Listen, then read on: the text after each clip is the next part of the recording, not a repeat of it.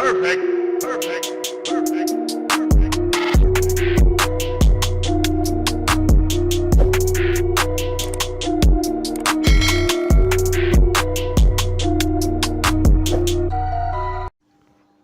میں تیش میں ایک دم مڑا اور لمبے لمبے ڈگ بھرتا ہوا اس کے دفتر سے نکل آیا۔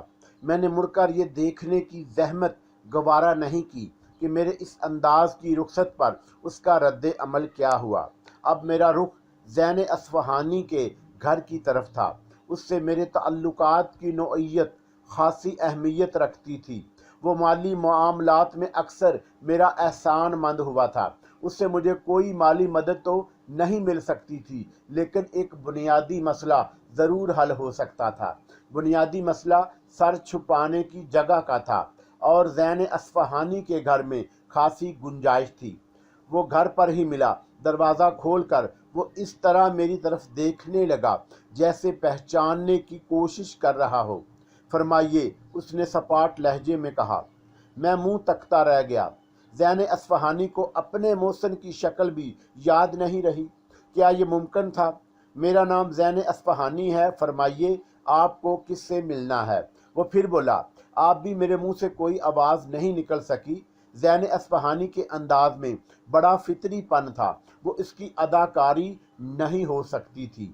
معاف کیجیے گا، شاید میں غلط جگہ آ گیا ہوں، میں نے بڑبڑانے والے انداز میں کہا۔ کوئی بات نہیں، ایسا ہو جاتا ہے۔ وہ بڑی فراخ دلی سے مسکرایا اور پھر دروازہ بند کرنے لگا۔ میں وہاں سے چل پڑا، اور یہ صورتحال مجھے بوکھلا دینے کے لیے کافی تھی۔ زین اصفہانی کے بعد میں نے اور دو ایک شناساؤں سے ملنے کی کوشش کی، لیکن ہر جگہ مجھے اسی اجنبی رویے سے دو چار ہونا پڑا۔ اس سے مجھے جو اذیت ہوئی وہ میں بیان نہیں کر سکتا۔ میرا وطن، میرا شیراز میرے لیے اجنبی بن گیا۔ ایک بار پھر مجھے آقا رضا علی کا خیال آیا۔ آخری مرتبہ انہیں بھی کیوں نہ آزما لیا جائے۔ سڑک کے کنارے فٹ پاتھ پر کھڑا میں اسی ادھیڑ بن میں مبتلا تھا کہ میرے کاندھے پر کسی نے ہاتھ رکھ دیا۔ یقیناً وہ میرا کوئی شناسا ہی ہو سکتا تھا۔ اس خیال سے میرے جسم میں مسرت کی لہریں دوڑ گئیں۔ تیزی سے مڑا، لیکن اس شخص پر نظر پڑتے ہی میری ساری مسرت جیسے دھواں بن کر اڑ گئی۔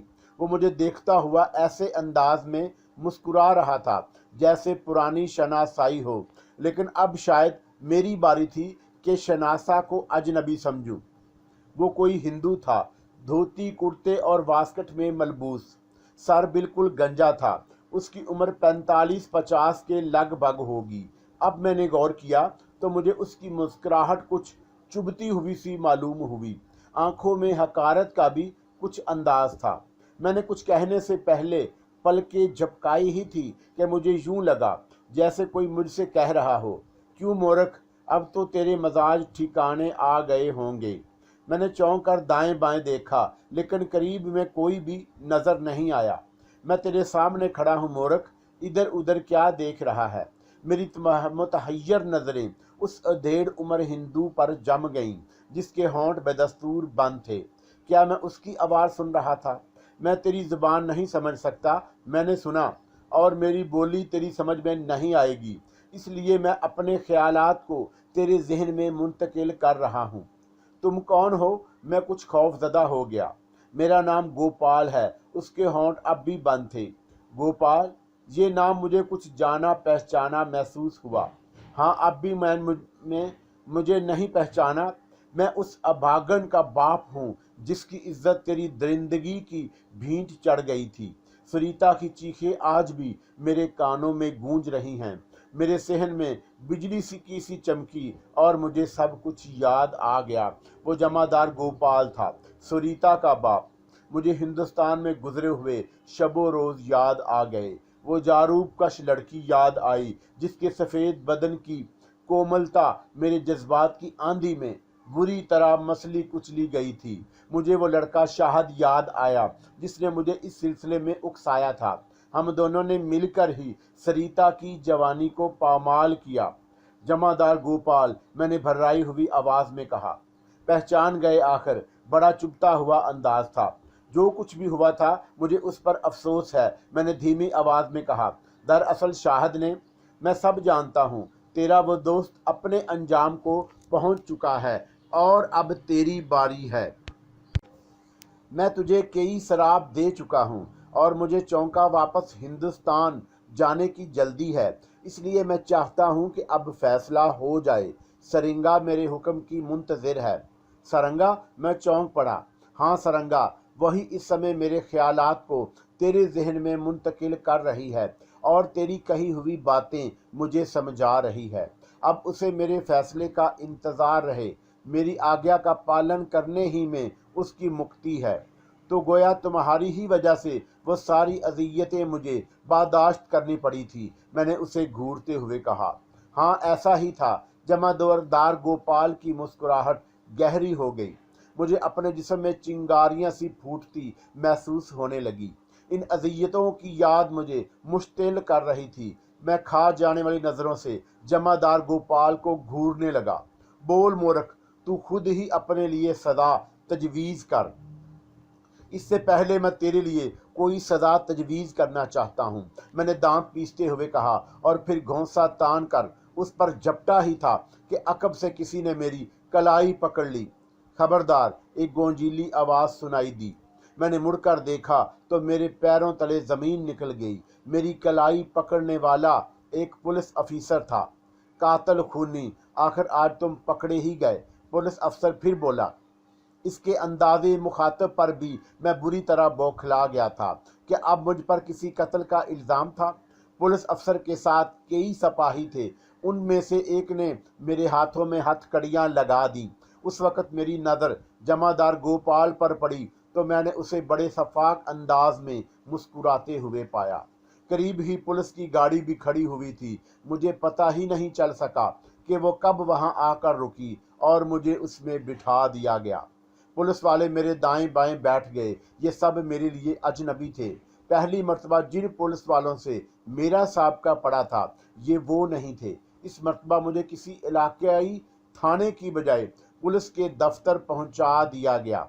रास्ते में उन लोगों ने मुझसे कोई गुफ्तगू नहीं की, हालांकि मैंने कई मर्तबा उनसे पूछा कि मुझे किस जुर्म में गिरफ्तार किया गया है। पुलिस के सदर दफ्तर में मुझे आहनी सलाखों के पीछे पहुंचा दिया गया। हालांकि मैं चीखता ही रहा, मुझे गिरफ्तारी की वजह बताई जाए। फिर कुछ ही देर हुई थी कि प्रेस फोटोग्राफरों का हजूम आ गया। मेरी बेशुमार तस्वीरें ली गईं, लेकिन सिपाहियों ने किसी फोटोग्राफर को हवालात से इतने करीब नहीं होने दिया कि वो मुझसे गुफ्तगू कर सके। फोटोग्राफों का जोशो खरोश देखकर मुझे हैरत हुई। उन लोगों के अंदाज से ऐसे मालूम हो रहा था जैसे वो किसी बड़े मुजरम की गिरफ्तारी पर उसकी तस्वीरें उतार रहे हों। इन सब बातों से मेरा जिस्म सनसनाने लगा। ये बात तो मुझे याद ही थी कि पुलिस अफसर ने गिरफ्तारी के वक़्त मुझे खूनी और कातल के अल्फाज से पुकारा था। फिर मुझे शाम के अखबार देखकर अपने केस की नौइयत का पता चला। ये 1 माह पहले की बात थी, यानी जब मुझे एरज बख्तियारी के घर में चोरी करने के इल्ज़ाम में गिरफ्तार किया गया। खबरों के मुताबिक पुलिस स्टेशन में मुझसे इस चोरी के बारे में पूछगछ की जा रही थी कि किसी तरह मुझे एक सिपाही की संगीन छीनने का मौका मिल गया। इस संगीन से मैंने पूछगछ करने वालों को मार डाला और फिर दूसरे कमरे में जाकर अमले के बाकी अफराद भी हलाक कर दिए। उसके बाद मैं वहां से फरार हो गया और 1 माह से पुलिस मेरी तलाश में थी। मुल्क के तूलो अर्ज को खंगाल डाला गया, लेकिन मेरा कोई सुराग नहीं लगा। फिर आज इत्तफाक से पुलिस की एक गश्ती कार में बैठे हुए अफसर की नज़रें मुझ पर पड़ गईं और उसने गाड़ी रुकवा कर मुझे गिरफ्तार कर लिया। अखबारात की ये कहानी पढ़कर मुझे अपनी जान निकलती महसूस हुई। मुझे एक इंतहाई भयानक और संगीन जुर्म में मुलव्वस कर दिया गया था और ये जुर्म मुझ पर साबित हो जाता, जिसकी कभी उम्मीद थी, तो दुनिया की कोई ताकत मुझे फांसी के तख्ते से नहीं बचा सकती थी। और ये सारा किया धरा जमादार गोपाल का था। उसे सरंगा जैसी ताकत हासिल थी और उसी के सहारे वो ये सब कुछ कर गुजरा था। अब तक उसने सरंगा के ज़रिए मुझे ऐसी अज़ियतें दी کہ میری روح تک زخمی ہو گئی، لیکن آخر میں آ کر اس نے مجھے بالکل ہی ختم کر دینے کا بندوبست کر دیا۔ مجھے بابا اسفندی یار کا خیال آیا، اگر وہ مجھ سے ناراض نہ ہوتے تو شاید ان کی روحانی طاقت مجھے اس شیطانی چرخے سے نکال دیتی، مگر ان کی نصیحت پر عمل نہ کر کے میں نے خود کو ان سے بہت دور کر لیا۔ یہی ان کا بہت بڑا کرم تھا کہ انہوں نے مجھے جسمانی زخموں کی اذیت سے نجات دلا دی، ورنہ شاید میں کچھ عرصے تک اور فقیرانہ زندگی گزار کر جمعدار گوپال کی آسودگی کا بندوبست کرتا رہتا۔ رات ہوئی تو کچھ پولیس افسر مجھ سے پوچھ گچھ کرنے کے لیے آئے۔ وہ مجھ سے اقبال جرم کروانا چاہتے تھے، لیکن میں برابر یہی کہتا رہا، میں نے کسی کو قتل نہیں کیا۔ مجھے خدشہ تھا کہ اقبال جرم کروانے کے لیے مجھ پر تشدد کیا جائے گا، لیکن حیرت انگیز طور پر ایسا نہیں ہوا۔ اس سے میں یہ نتیجہ اخذ کیا کہ پولیس اپنے کیس کو بہت مضبوط سمجھ رہی ہے، اور میرا اخذ کیا ہوا یہ نتیجہ غلط نہیں نکلا۔ چھٹے دن مجھے عدالت میں پیش کر دیا گیا۔ پہلی پیشی رسمی کارروائیوں میں ختم ہو گئی۔ وہاں سے مجھے پولیس کے صدر دفتر کی بجائے جیل بھیج دیا گیا۔ عدالت میں مجھے ارج بختیاری کی شکل بھی نظر آئی، اور اسے دیکھ کر میری طبیعت میں خاصا اشتعال پیدا ہو گیا۔ میں نے فیصلہ کیا کہ خواہ کچھ بھی ہو، مجھے جب عدالت میں بولنے کا موقع ملے گا تو میں ارج بختیاری کی شخصیت کے گھنونے رخ ضرور بے نقاب کروں گا، اور میں نے اپنے مصمم ارادے کو اپنے دل میں ہی رکھا۔ اس کا ذکر اپنے وکیل سے بھی نہیں کیا، جو سرکاری طور پر میری دفاع کے لیے مقرر کیا گیا۔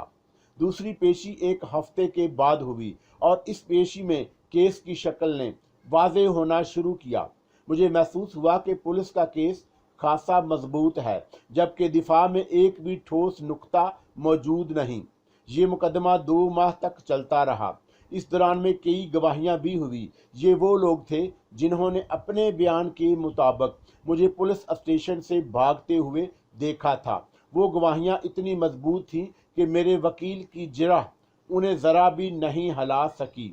ارج بختیاری نے اپنے بیان میں صرف اس بات کو نمایاں کیا تھا کہ میں نے اس کے گھر میں چوری کی تھی۔ آقا رضا علی کو بھی عدالت میں حاضر ہونا پڑا، اور بیان دیتے وقت ان کے چہرے پر زردی کھنڈی ہوئی تھی۔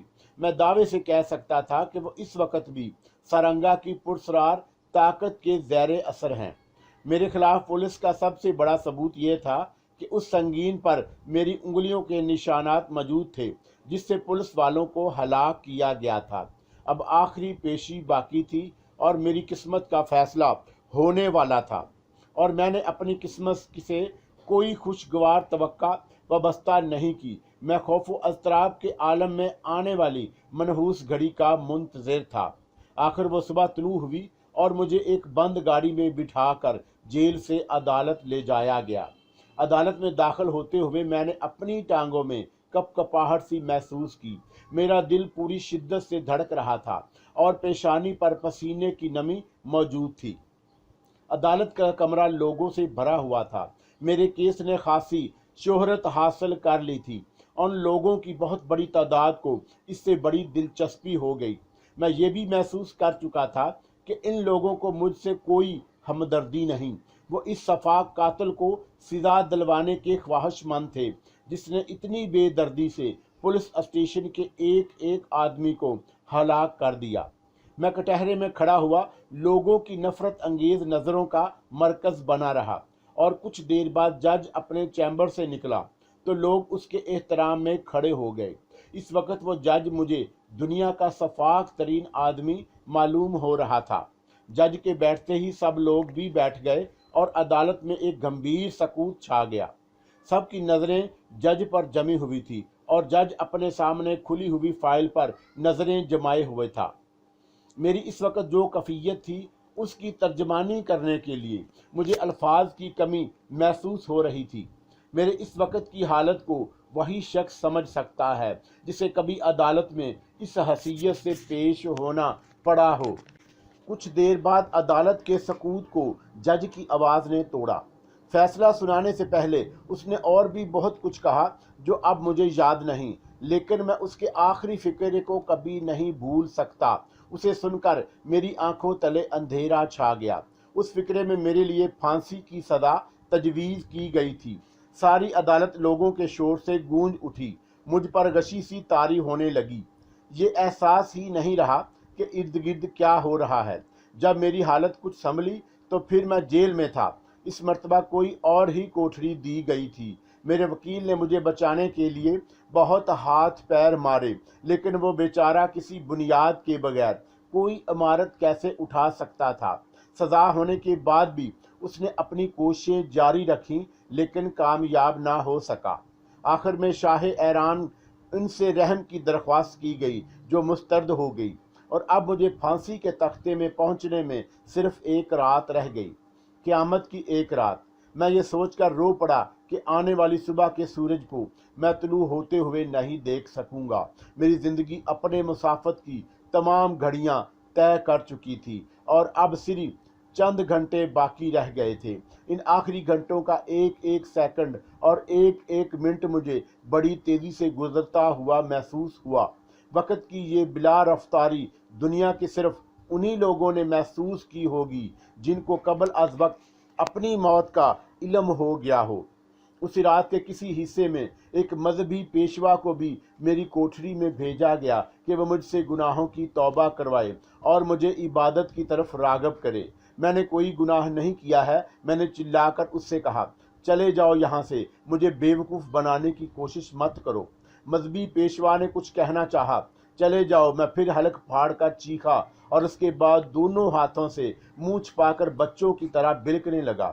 میں ساری جان سے کانپ رہا تھا اور میرے منہ سے سرسراتے ہوئے الفاظ نکل رہے تھے، مجھے بچاؤ، میں مرنا نہیں چاہتا، مجھے زندگی چاہیے، تو مجھ سے کیوں روٹھی جا رہی ہے؟ مذہبی پیشوا نے بڑی آہستگی سے میرے کندھے پر ہاتھ رکھا، لیکن میں اس طرح اچھل پڑا جیسے کسی بچھو نے ڈنک مار دیا ہو۔ میری آنکھوں سے آنسو بہہ رہے تھے اور منہ سے مذہبی پیشوا کے لیے گالیاں نکل رہی تھی۔ میری وحشت اتنی بڑی کہ میں اس پر حملہ کر بیٹھا۔ میں اس بوڑھے کو جان سے مار ڈالتا اگر محافظوں سے کوٹھری میں گھس کر اسے میرے ہاتھوں سے بچا نہ لیا ہوتا۔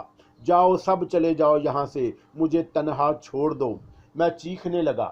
ہمدردی کی باتیں کر کے مجھے بے وقوف بنانے آئے ہو۔ اگر تمہیں مجھ سے ہمدردی ہوتی تو مجھے پھانسی سے بچا نہ لیتے۔ جلد ہی میں کوٹھری میں پھر تنہا رہ گیا۔ مذہبی پیشوا کو محافظ وہاں سے نکال کر لے گئے۔ کہاں تو میں رو رہا تھا اور کہاں ایک دم ہنس پڑا اور پھر کچھ بڑبڑاتا ہوا کوٹھری میں ٹہلنے لگا۔ میری حالت جنونیوں کی سی تھی۔ میں نے اس رات کو کیا کیا حرکتیں کی اور کس کس طرح شور مچایا، اس کا مجھے کچھ احساس نہیں۔ بس ایک دھندلا دھندلا سا خواب ذہن میں چرا رہا ہے اور میں بیان کیے چلا جا رہا ہوں۔ شاید میں بہت دیر تک ٹہلتا رہا، پھر اچانک نہ جانے کیا ہوا کہ میں سہم کر ایک کونے میں دبک گیا۔ مجھے یوں محسوس ہوا جیسے چھت ٹوٹ کر مجھ پر گرنے والی ہو۔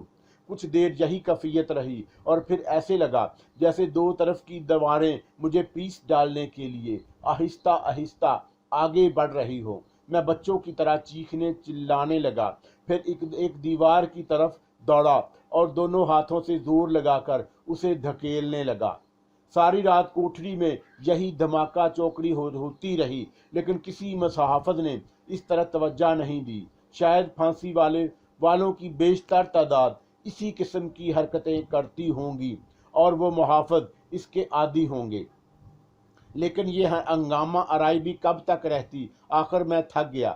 دیوار کے سہارے بیٹھ کر خالی خالی نظروں سے آہنی سلاخوں کی طرف دیکھنے لگا۔ میری آنکھوں میں نمی تھی اور میں زندگی کی دعائیں مانگ رہا تھا۔ رات کے کئی پہر گزر چکے تھے اور توقع تھی کہ اب وہ لوگ مجھے لینے کے لیے آتے ہی ہوں گے۔ ہاں، وہ آ رہے ہیں، موت کے فرشتے۔ ان کے قدموں کی آوازیں قریب آتی گئیں۔ مجھے اپنا دل ڈوبتا ہوا محسوس ہوا۔ میری آنکھیں جیسے پتھرا کر رہ گئیں اور آہنی سلاخوں والے دروازے کی طرف میں دیکھے جا رہا تھا۔ میں روحانسی آواز میں نہیں نہیں، میں دھیرے دھیرے کہنے لگا۔ سلاخوں والا پھاٹک کھلا اور لوگ اندر آ گئے۔ نہیں نہیں، میں رو پڑا۔ دو محافظوں نے مجھے بازوؤں سے پکڑ کر اٹھانے کی کوشش کی۔ مجھے یوں محسوس ہوا جیسے میرے جسم میں جان ہی نہ رہ گئی ہو۔ میں اپنے پیروں پر کھڑا ہونے سے قاصر تھا۔ وہ لوگ مجھے اس کوٹری سے نکال کر لے گئے۔ میرے پیر فرش زمین پر گھسٹ رہے تھے۔ کچھ رسمی کارروائیاں ہوئیں جن کی تفصیل میرے شل ہوتے ہوئے ذہن سے حرف غلط کی طرح مٹ گئی۔ مجھے پلیٹ فارم پر کھڑا کر دیا گیا۔ میری ٹانگیں کپ کپا رہی تھی۔ اگر 2 آدمی مجھے سہارا دیے ہوئے نہ ہوتے تو میں گر پڑتا۔ مجھ سے کچھ آگے پھانسی کا پھندا لہرا رہا تھا۔ وہی قومی ہیکل جلاد بھی کھڑا تھا جس کو مجھ سے کوئی دشمنی نہیں تھی، لیکن جو مجھ سے میری سب سے پیاری شے چھین لینا چاہتا تھا۔ میرے دونوں ہاتھ پشت پر کیے گئے اور انہیں باندھا جانے لگا۔ اس کے بعد میرے سر پر وہ دوپڑا چڑھا دیا جاتا جس کے بعد مجھے یہ دنیا رنگ و بو پھر کبھی دکھائی نہ دیتی۔ مجھے موت سے چند لمحوں کے فاصلے پر کھڑی تھی۔ میں ایک بار پھر رو پڑا۔ وہ ایسا ماحول تھا جس کی یاد کو میں اپنی زندگی کے کسی حصے میں فراموش نہیں کر سکتا۔ میں خاموش آنسو بہا رہا تھا کہ اچانک مجھے اپنے سر پر چبھن کا احساس ہوا۔ یہ چبھن ایسی تھی جیسے کسی بلی نے پنجے چبوئے ہوں۔ میں نے بوکھلا کر اپنے سر پر ہاتھ پھیرنا چاہا لیکن میرے ہاتھ تو بندھ چکے تھے۔ سہراب، میں تمہیں پھانسی کے اس پھندے سے نجات دلا سکتی ہوں۔ ایک مدھم سی آواز میرے سماج سے ٹکرائی۔ مجھے یوں محسوس ہوا جیسے کوئی میرے سر سے بول رہا ہو۔ میں نے بے اختیار اپنا سر اوپر اٹھایا لیکن وہاں چھت کے سوا کچھ نہیں تھا۔ میں تمہارے سر پر ہی موجود ہوں سہراب، آواز سنائی دی اور اس کے ساتھ ہی چبھن ختم ہو گئی۔ شاید وہ صرف متوجہ کرنے کے لیے تھی۔ میری بوکھلاہٹ میں کچھ اور اضافہ ہوا۔ اس کے ساتھ ہی مجھے یوں لگا جیسے میری باطن کی آنکھیں کھل گئی ہوں، وہ آنکھیں جو تصور کی قوت سے بہت کچھ دیکھ سکتی تھی۔ میں نے اپنے سر پر ایک ننھے سے وجود کو دیکھا۔ وہ کامنی سی مورت بے حد مضطرب نظر آ رہی تھی۔ اس کا چھوٹا سا وجود میرے سر پر بے چینی سے ٹہل رہا تھا، لیکن وہ سرنگا نہیں تھی۔ یہ وجود تو سرنگا کے ننھے وجود سے بھی بہت چھوٹا تھا۔ ان کا میرے ذہن میں چھناکا سا ہوا۔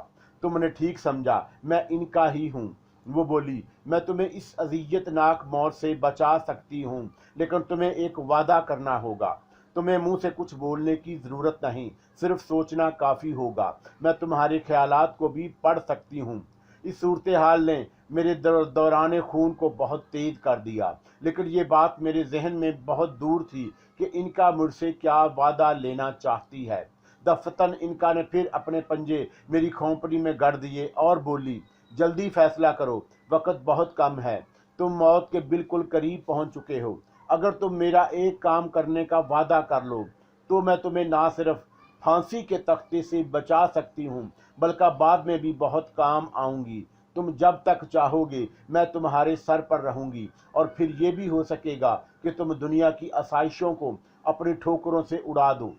میرے ہاتھ بنتے جا چکے تھے اور مجھے پھانسی کے تختے سے کچھ اور قریب کر دیا گیا۔ مجھے یہ الجھن تھی کہ ان کا مجھ سے کیا وعدہ لینا چاہتی ہے۔ میں نے اس کے بارے میں جو کچھ پڑھا تھا اس کی رو سے انسانی خون انکا کی غذا تھا، اور وہ اس کے خون کے حصول کے لیے ہی اسی آدمی کو مجبور کرتی تھی جس کے سر پر وہ موجود ہو۔ نہیں، انکا نے جھنجھلائے ہوئے انداز میں کہا، میں تم سے انسانی خون کا مطالبہ نہیں کروں گی، لیکن میرا مطالبہ کیا ہے اس کا جواب دینے کے لیے اب وقت نہیں رہا۔ اگر تم موت کو گلے نہیں لگانا چاہتے تو جلدی فیصلہ کرو۔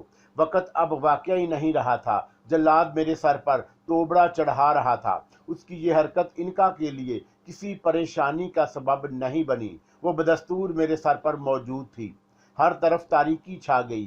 اب میں کچھ دیکھنے سے قاصر تھا، لیکن نہیں، مجھے انکا اب بھی نظر آ رہی تھی۔ اسے تو میں باطن کی آنکھوں سے دیکھ رہا تھا۔ اس کے چہرے پر اضطراب تھا، جھنجھلاہٹ تھی۔ وہ مجھ پر جھنجھلا رہی تھی کیونکہ میرے فیصلے کی تاخیر نے اسے پریشان کر رکھا تھا۔ یہ بڑے نازک لمحات تھے اور میں ان لمحات میں اس کے علاوہ کوئی فیصلہ نہیں کر سکتا تھا کہ مجھے انکا کی بات مان لینی چاہیے۔ ہو سکتا ہے کہ وہ اس کے عوض مجھ سے کوئی بہت ہی کھٹن مطالبہ کر دیتی، لیکن موت سے رستگاری کا سا وزن کسی بھی مطالبے میں نہیں ہو سکتا۔ زندگی جیسی عزیز ترین شے کے لیے दुनिया का सख्त तरीन मुतालबा भी माना जा सकता है। मुझे तुम्हारी शर्त मंजूर है इनका, मैं तुम्हारा हर मुतालबा तस्लीम कर लूँगा। मेरी बातन की आंखों ने देखा कि इनका के चेहरे की उड़ी हुई रंगत मामूल पर आ गई। उसकी आंखों में खैरा कुन चमक पैदा हो गई और उसके नन्हे नन्हे सेबों जैसे गाल कुछ और ज्यादा गुलाबी हो गई। उसकी इन तमाम कफियात को मैंने सिर्फ एक लम्हे के लिए देखा था और फिर अचानक मैं अपने सर को बिल्कुल हल्का फुल्का महसूस करने लगा। इनका मेरे सर से गायब हो चुकी थी। उसे गायब पाकर मैं घबरा गया। पहला ख्याल जो मेरे जहन में उभरा वो ये था कि इनका मुझे बेवकूफ़ बनाकर चली गई। वो हाथों और एक रस्से का लमस मुझे अपने सर पर महसूस हुआ तो मुझे अपने दिल की धड़कनें डूबती महसूस हुई। जल्लाद मेरे गर्दन में फंदा डालने वाला था। जिंदगी को यूं जुदा होते देखकर एक बार फिर मेरी आंखों से आंसू उबल पड़े। मेरे दिलो दिमाग में एक भूचाल सा आ गया। मैं चीख चीख कर उन लोगों से रहम की भीख मांगना चाही, लेकिन मेरे हलक से आवाज नहीं निकल सकी। मेरा जिस्म उस वक़्त सूखे हुए पत्ते की तरह था। इन लम्हात में मुझे मालूम हुआ कि दहशत की इंतहा किसे कहते हैं। दफतन मैं पागलों की तरह चीख पड़ा इनका, और उस वक़्त जबकि फंदा मेरी पेशानी से फिसल कर नाक तक पहुंचा था, मुझे अपने कानों के पर्दे फटते हुए महसूस हुए। मुझे एक तवील चीख सुनाई दी और चीखने वाला गालबन जल्लाद ही था। ना जाने उस पर क्या बीत गई कि वो अचानक इस भयानक अंदाज में चीखा था। उसके साथ ही मुझे यूं महसूस हुआ जैसे वो उछलकर वहां से बेतहाशा भाग निकला हो। लेकिन तोबड़ा अब भी चढ़ा हुआ था। मेरी आंखें कुछ देखने से कासर थीं। ताहम मैंने महसूस किया कि वहाँ एक भूचाल सा आ गया है।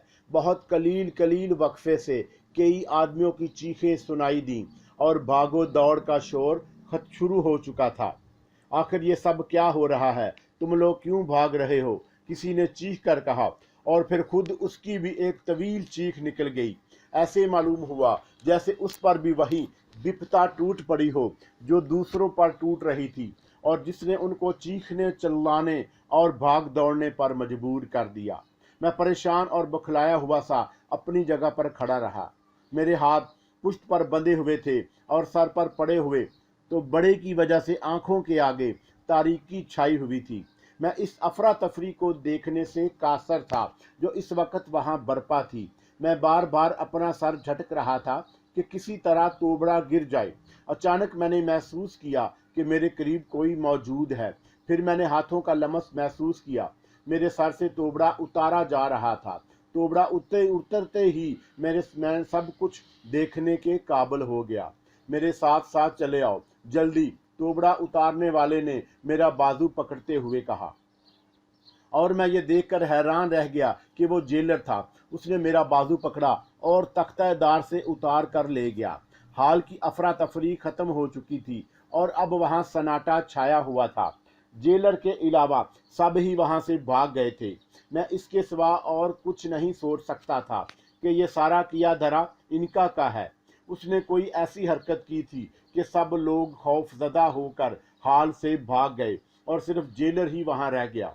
उसके अंदाज से ये बात साफ जाहिर थी कि वह मेरी मुआवनत पर आमादा है। जेलर जिसे सरकारी अफसर का मेरी मदद करना इनका ही की पुरस्कार कुव्वत का करिश्मा हो सकता है।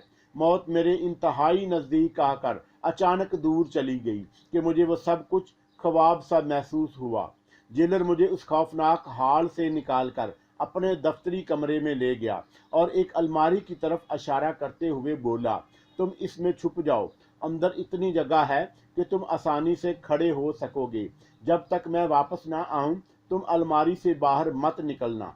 जेलर के आखिरी फिक्रे से ये बात जाहिर थी कि वो मुझे वहां छोड़कर वापस चला जाएगा। लिहाजा मैंने उससे पूछना चाहा कि उसकी वापसी कितनी देर में मतवक्के है, लेकिन ये सवाल करने के लिए मेरा मुंह खुला ही था कि वो हाथ उठा कर बोला, इतना वक्त नहीं है कि मैं तुम्हारी बातों का जवाब देने के लिए रुक सकूं।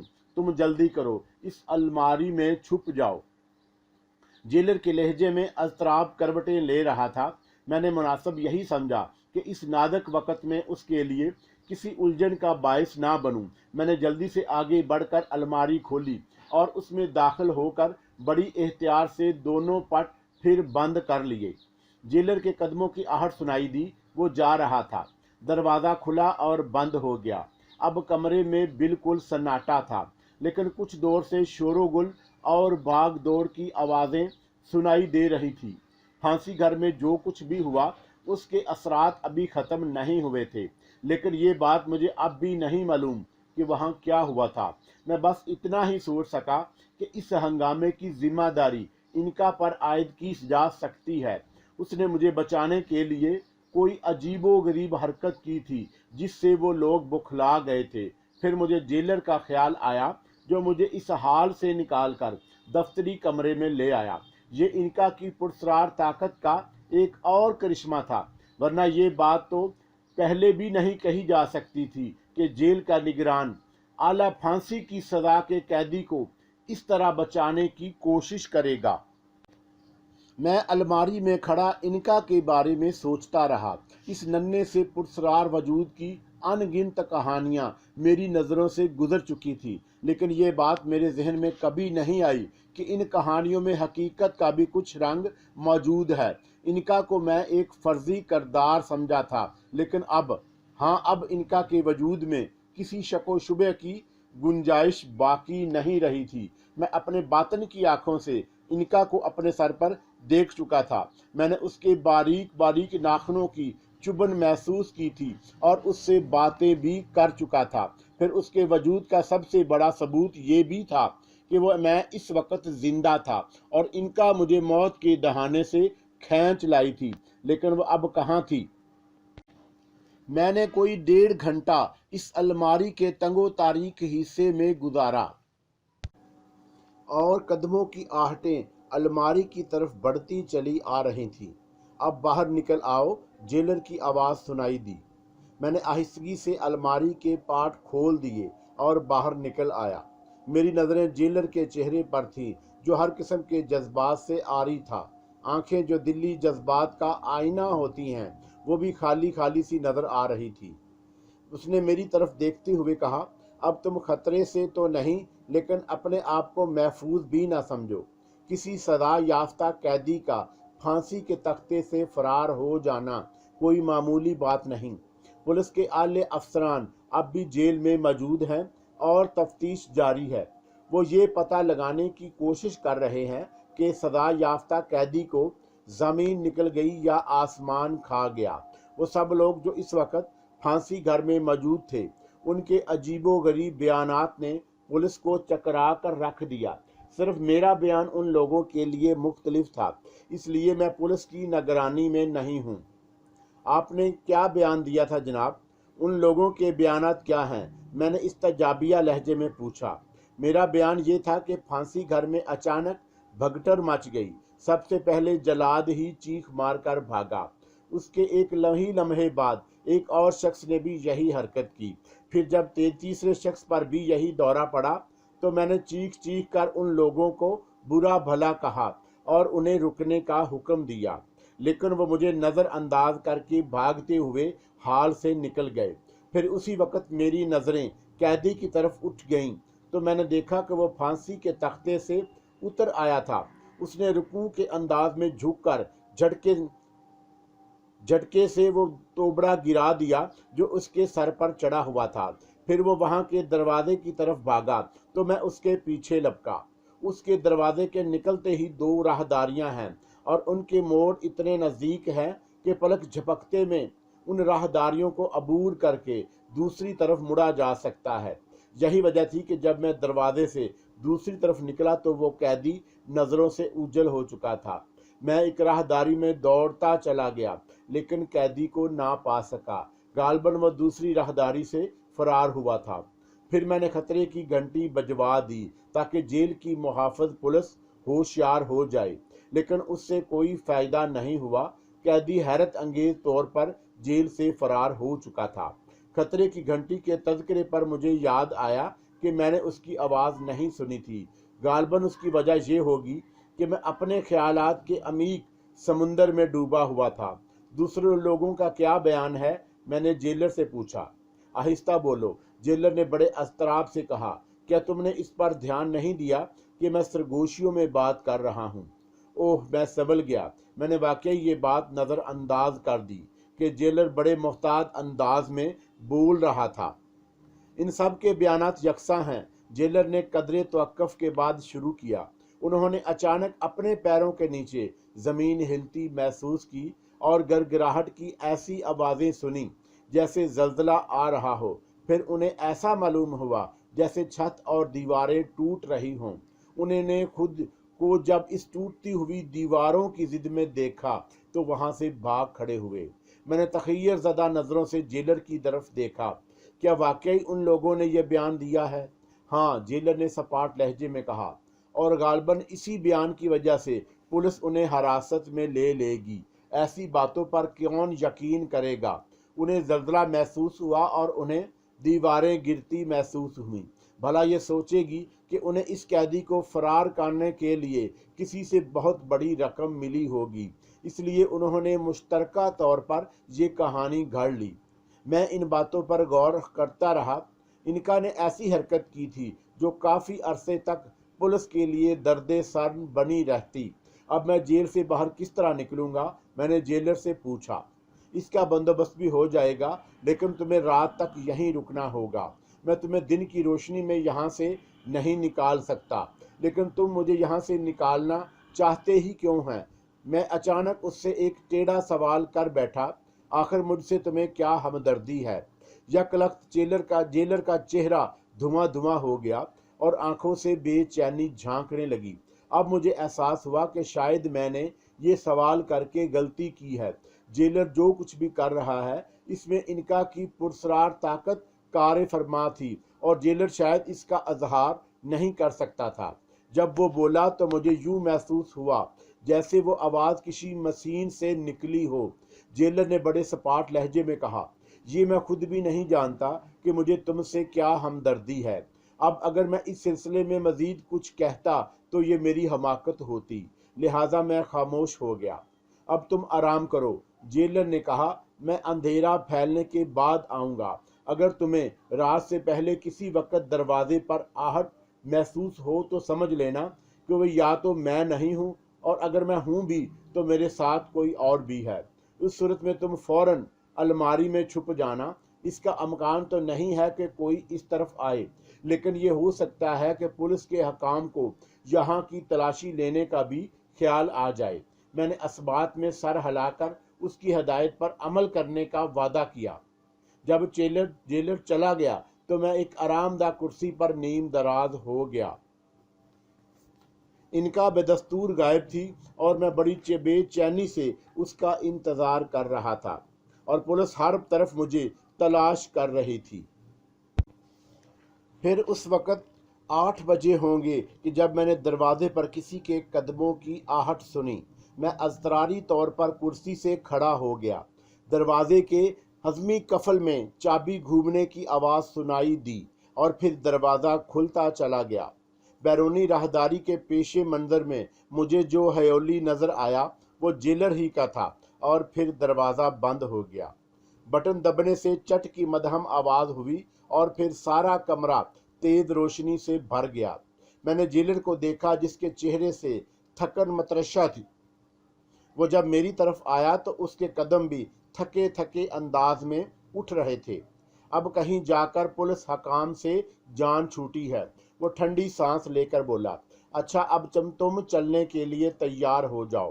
कैसे? मैं मुस्तरब हो गया। मैं अभी बाहर जाकर अपने ड्राइवर से कहूँगा कि वो कमरे से मेरी टोपी उठा लाए। तुम दरवाजे के करीब दीवार से चिपक कर खड़े रहना। जैसे ही वो कमरे में दाखिल हो तुम ये वज़नी पेपर वेट पूरी कुव्वत से उसके सर पर मार देना। ये पेपर वेट इतना वज़नी है कि वह यकीनन बेहोश हो जाएगा। अगर बेहोश ना हुआ तो भी लड़खड़ा कर ज़रूर जाएगा। तुम फ़ौरन उस पर टोप और उसका गला घोंट देना। फिर तुम्हारा ये काम होगा कि अपने कपड़े उतार कर उसकी वर्दी पहन लो। मैंने बड़े गौर से जेलर की हदायत सुनी। जेलर ने आखिर में कहा कि जब तुम कमरे से निकलो तो मैं तुम्हें करीब ही मिल जाऊंगा, लेकिन सिर्फ वर्दी की वजह से तो लोग मुझे आपका ड्राइवर नहीं समझ लेंगे। आखिर मेरे चेहरे मोहरे का क्या होगा? تم اس کی پرواہ مت کرو، اس کا بندوبست ہو جائے گا، جیلر نے کہا، اور پھر میرے جواب کا انتظار کیے بغیر دروازے کی طرف مڑ گیا۔ دروازے کے قریب پہنچ کر وہ رکا اور گردن موڑ کر میری طرف دیکھتے ہوئے بولا، میز سے پیپر ویٹ اٹھا لو اور تیار ہو جاؤ۔ میں نے اسبات میں سر ہلا کر میز کی طرف بڑھ گیا۔ پھر اپنے پشت پر میں نے دروازہ کھلنے اور بند ہونے کی آواز سنی۔ پھر پیپر ویٹ اٹھا کر میں نے اس کے وزن کا اندازہ کرنے کے لیے ہی ہاتھ میں تولا، اور پھر مطمئن انداز میں سر ہلاتا ہوا دروازے کی طرف بڑھا اور دروازے کے قریب ہی دیوار سے لگ کر کھڑا ہو گیا۔ میرے دل کی دھڑکنیں تیز ہو چکی تھیں اور اندیشوں نے میرے دماغ میں گھر کر رکھا تھا۔ اگر میں جیلر کے ڈرائیور کا بندوبست کرنے میں کامیاب نہ ہو سکا تو کیا ہوگا؟ اس بات پر بھی میں جھنجھلا ہوا تھا کہ انکا نے میری خبر نہیں لی تھی، وہ نہ جانے کہاں تھی۔ ویسے میری اس وقت کی جھنجھلاہٹ مذاق خیز ضرور تھی۔ آخر مجھے کیا حق تھا کہ میں انکا پر جھنجھلاؤں؟ وہ کوئی ایسی شے تو نہیں تھی کہ میں اسے اپنی زر خرید کنیز سمجھ لیتا۔ جیسے ہی قدموں کی آہٹ سنائی دی، یہ سارے خیالات میرے ذہن سے نکل گئے اور میں دھڑکتے دل سے دروازہ کھلنے کا انتظار کرنے لگا۔ پیپر ویٹ میرے جسم جس ہاتھ کی گرفت میں تھا، اس ہاتھ کو میں نے بلند کر لیا تھا۔ جب مجھے محسوس ہوا کہ آنے والے نے دروازے کے ہینڈل کو ہاتھ رکھ دیا ہے تو میں نے اپنی سانس روک لی۔